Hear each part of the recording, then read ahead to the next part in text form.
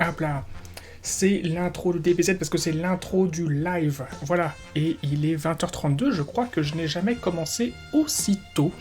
À nouveau, je vous présente mes excuses pour la semaine dernière parce qu'un impondérable m'a empêché de tenir l'engagement de faire la partie 2 sur la revue du Battle Tom des Night Hunt. Donc voilà, bien entendu, la vidéo précédente, enfin le live précédent était donc sur les Night Hunt. Hein, on continue les Night Hunt, je récupère le Battle Tom sur les héros. Ok, c'est bon, j'ai un pote qui est venu m'assurer que la gestion du son était nickel. Je lui fais confiance. On va pouvoir se lancer directement dans la soirée. Merci beaucoup, Mister Météo. C'est cool. Tu gères, poteau. Donc, alors, poursuivons.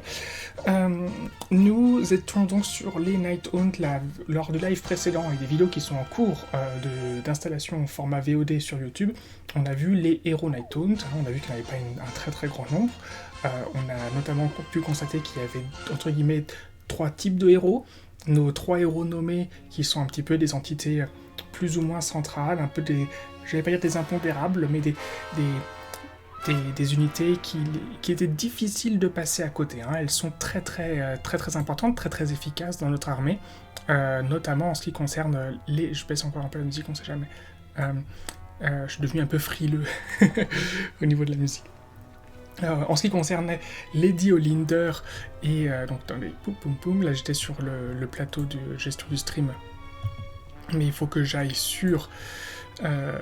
voilà.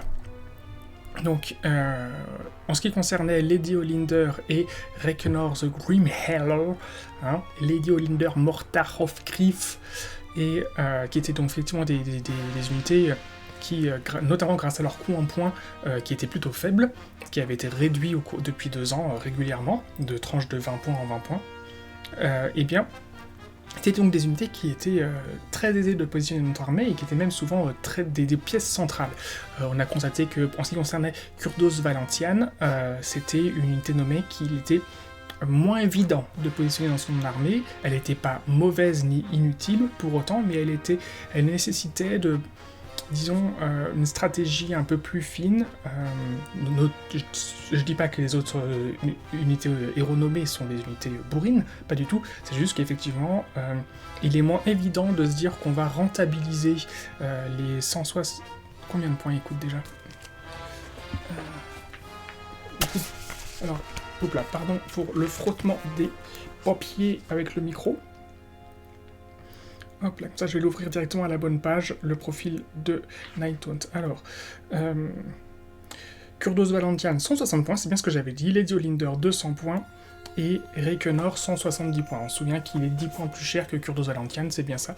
Mais j'avais eu un doute pendant le temps de me dire, non, Kurdos Valentian il n'est pas que à 160 points, mais s'il est bien à 160 points, hein, ils sont bien conscients que c'est une unité qui est inférieure, on va dire...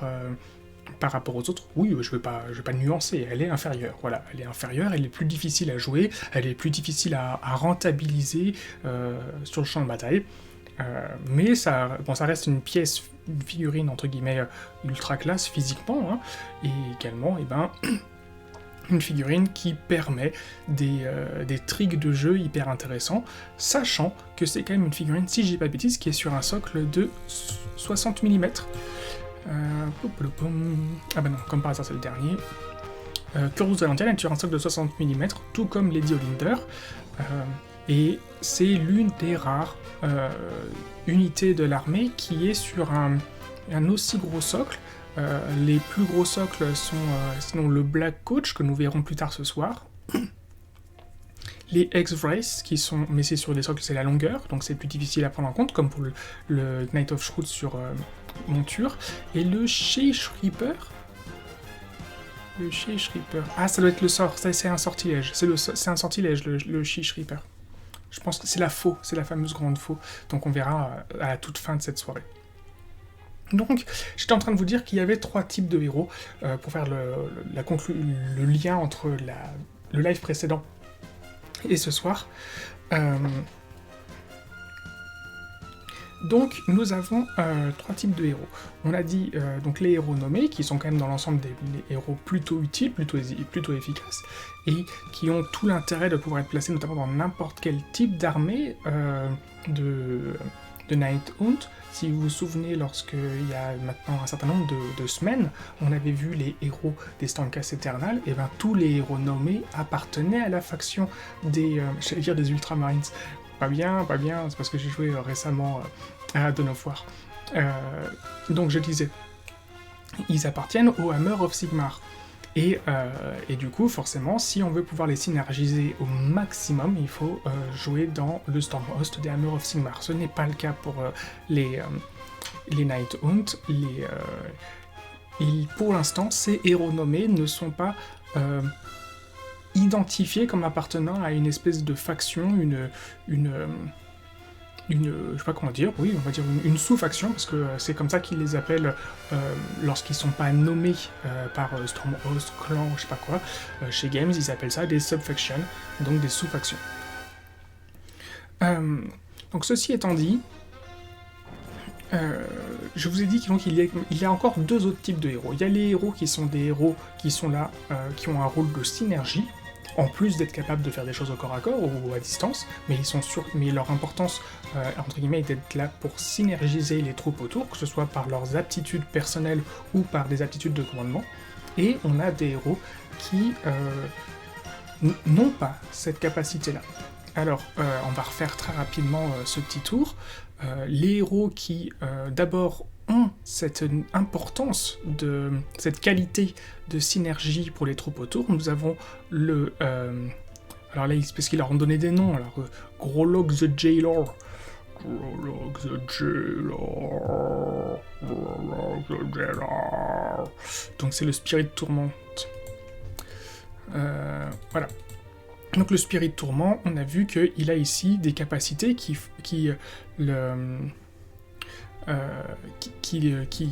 boostent les troupes autour, hein. Notamment ne serait-ce que sommation de nagage, relancer les jets de touche de 1 pour les unités de Nighthaunt amis, tant qu'elles se trouvent entièrement à 12 ou moins d'un ou plusieurs Spirit Tourment amis. Donc voilà, donc ce sont des unités qui vont être entre guillemets planquées à des intersections logiques entre différentes unités. Nous allons notamment constater que c'est ce fameux 4+ pour toucher qui va être assez fréquent dans toute l'armée Nighthaunt, et du coup on sera content de pouvoir leur relancer les 1, de leur relancer tout court, même le jet pour toucher, etc. Donc la présence d'un Spirit Tourment est tout indiquée. Et l'autre héros dont vous allez avoir besoin, c'est... Donc on a vu qu'il était accessible, pas uniquement, mais... en fait, aujourd'hui, si, uniquement, je crois que... Il n'y a pas un blister. Je suis étonné qu'il n'y ait pas de blister. Donc, c'est lui. Donc, a priori, vous avez les deux. Hein, vous avez les deux dans la boîte de base. Hein, vous avez ici un Spirit Tourment, et ici, j'oublie toujours son nom. Comment il s'appelle ? Un Guardian of Soul. Donc, voilà, donc le Guardian of Soul, on se rappelle... Lanterne de cauchemar, ajouter 1 au jet de blessure pour les armes de mêlée des figurines Nighthaunt amis à 9 ou moins de cette figurine. Donc là on a, vous voyez, avec ces deux héros, un qui permet de relancer les 1 pour toucher, et l'autre qui permet de ajouter 1 pour blesser, ce qui est très très fort, hein, surtout quand la majorité de l'armée touche sur du 3+, là, toute l'armée, les unités touchent sur du 2+. Hein. Très très très très fort. Donc on a donc quand même 2 unités qui sont entre guillemets centrales pour synergiser l'armée. On a vu que c'était des unités qui coûtaient... qui n'étaient pas donnés non plus en tant que héros, mais ils sont quand même assez tanky, mine de rien. Donc de mémoire, le Guardian of Soul il est à 140 points, et le Spirit Tourment il est... Le Guardian of Soul c'est ça, alors 130 points avec Lanterne de Cauchemar, c'est ça, 130 et pas 140, il a perdu 10 points. Donc il est à 130 points, le Guardian of Soul, et le Spirit Tourment il est à 120 points. Effectivement son bonus est un peu moins fort que celui du Guardian of Soul. Je vais juste aller voir si les Shenghast... Je crois que les Shenghast étendent le bonus. Touche de 1 plus... Le hasard. Ils étendent... Les Shenghast étendent le bonus du Spirit Tourment. Donc voilà, on a 2 héros qui ont ce rôle de... Rien que par leur présence, ils boostent, on peut le dire, hein, considérablement les unités autour. Et on a ce fameux Knight of Shrouds, le Knight of Shrouds qui, lui, a pour intérêt d'avoir cette aptitude de commandement qui est quand même tout à fait intéressante, d'ajouter une attaque pour les armes de mêlée. De toute façon, on dit armes de mêlée, mais il y a quasiment aucune arme de tir chez les Nighthounds. Il y en a quelques-unes, mais de toute manière, comme je vous l'ai déjà dit, ce n'est pas une armée de tir. Hein, je crois même pas que c'est concevable de pouvoir... Enfin, je m'amuserais pas à perdre du temps à vous faire une liste d'armées axée sur du tir pour eux. Je suis même pas certain qu'il y ait de... Est-ce que les Mirmoon Banshee ont du tir, peut-être, éventuellement. Bon, on verra ça plus tard, mais en vrai... Je vérifie très brièvement. Le Black Coach a du tir. Et puis sinon, je crois que c'est uniquement... Ah si, les Shenghast, mais les Shenghast ils coûtent cher. Enfin, ils coûtent trop cher pour être considérés comme des véritables unités de tir. Donc voilà, c'est complètement anecdotique. Et puis il y a la reine. Hein. La reine... la mortare... Mais non, même pas Lady Olinder, elle a même pas de tir. Je pense que chaque fois je confonds. Mais bon, bah voilà. Donc on est d'accord, ce n'est absolument pas une armée de tir. Voilà. Assez perdu de temps là-dessus. Donc voilà, on a le Knight of Shrouds à pied, que je vous ai quand même dit, personnellement, même s'il coûte que 90 points, c'est ça, je vérifie, à 90 points. Non, ça c'est les Dreadblade Arrow qui sont à 90 points, et lui il est à 100 points. Il est à 100 points et sa version à cheval est à 120 points. Voilà, je vous ai dit, on paye les 20 points supplémentaires, on prendra le Knight of Shroud à cheval. Si vraiment vous kiffez cette unité-là, vous pourrez la prendre pour faire le champion de l'unité des...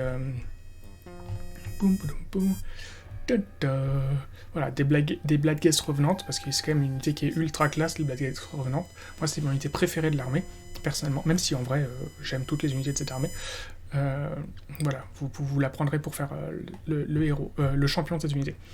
Bref, quoi qu'il en soit, nous avons du coup, après, les héros qui n'ont pas, entre guillemets, d'intérêt propre de synergie de l'armée. Nous avons donc l'exécutionneur et les Dreadblade Arrow et la Tomb Banshee et le Cairnwraith. D'ailleurs, sans doute que si le Cairnwraith et la Tomb Banshee avaient quelque chose pour synergiser, par exemple, spécifiquement pour le Cairnwraith, il pourrait synergiser spécifiquement les Gringha's Reaper et la Tomb Banshee synergiser spécifiquement les Mirmoon Banshee ou alors il y a ou par exemple les comment elles s'appellent les Ottar et les Aridan, voilà, les Dreadseed Aridan. Peut-être que justement s'il y avait ce genre de choses là pour ces deux héros, et ben ce seraient des héros qui ne seraient pas boudés aujourd'hui, mais comme on l'a vu il y a 2 semaines, The Briar Queen, la Thorn, et ben à elle seule, elle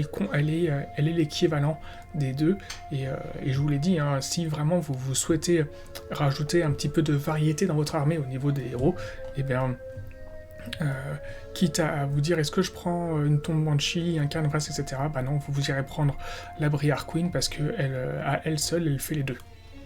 Elle est aussi forte que les deux. Donc voilà, si vous voulez de la variété, vous irez chercher ces figurines-là, ces unités-là qui sont très sympas. Et voilà.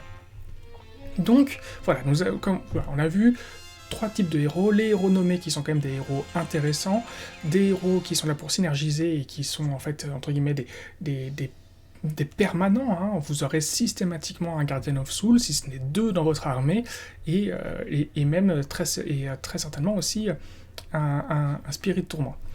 Ensuite, la question sera, donc bien sûr, sans doute au moins un Knight of Shroud, parce que ajouter une attaque c'est tellement fort, et la question se fera de savoir est-ce que vous allez mettre 90 points dans 1 ou 2 Dreadblade Arrow, est-ce que vous allez chercher un exécutionneur, sachant comme je vous ai dit, et ben du coup c'est une armée où toutes vos unités ont minimum 2 attaques, vos unités sont populeuses, elles sont plutôt assez résistantes, donc la question ça va être plutôt on va saturer l'adversaire d'attaque, de touche, sachant qu'on a quand même un certain nombre, pas toutes, hein, d'unités qui ont la possibilité d'infliger des blessures mortelles sur des 6, je crois en blessant. Donc voilà, on a quand même des choses assez fortes, sachant que autant je trouve que c'est une mauvaise idée de mettre des unités complètes qui puissent faire des touches mortelles pour toucher Enfin, si on fait un 6 pour toucher, je trouve ça gênant que trop d'armées, trop d'unités aient cette aptitude-là. Je ne suis pas trop choqué qu'il y ait ça chez les gobelins, chez les Gits, hein, les Gloomspite Gits, parce que en contrepartie, ils sont extrêmement fragiles. Ils sont extrêmement fragiles au moral, ils sont extrêmement fragiles au contre-coup, enfin, ils ont une armure toute pourrie, ils ont peu de points de vie, donc voilà. Mais je suis, par exemple, gêné que ce soit le cas, que ce soit aussi fort chez les Luminettes. En fait, je vous l'ai dit, je trouve ça dommage qu'il y ait trop d'armure, et je trouve ça trop dommage que pour équilibrer le fait qu'il y ait trop d'armure, et ben, ils soient partis sur davantage de blessures mortelles. Je pense que s'ils étaient partis, donc les concepteurs chez Games, sur davantage de blessures, tout court, de quantité de résistance en blessures chez les unités, et ben, il n'y aurait pas eu à autant pousser la quantité d'armure et de blessures mortelles pour les rendre tanky, et à ce moment-là, et ben, par exemple, les unités qui ont aujourd'hui beaucoup de blessures mortelles comme il y a actuellement chez les Luminettes, et ben, par exemple, ça aurait pu être sur du 6, vous blessez automatiquement. Et donc voilà, un peu comme l'effet du poison à l'époque de Warhammer Battle. Voilà, vous faites un 6 pour toucher, vous blessez automatiquement. Et on passe du coup à la séquence de sauvegarde. Mais ça fait pas une blessure mortelle, vous voyez, ça nuance le truc, mais ça reste quand même assez intéressant, ça reste, voilà, on est content de passer de la phase de blessure, parce que on peut, pardon, excusez-moi, j'ai un cil dans l'œil, voilà, bon, je me suis assez exprimé là-dessus, surtout pour dire des choses que j'ai déjà dit, sur d'autres armées. Oui, ce soir, pas de bière.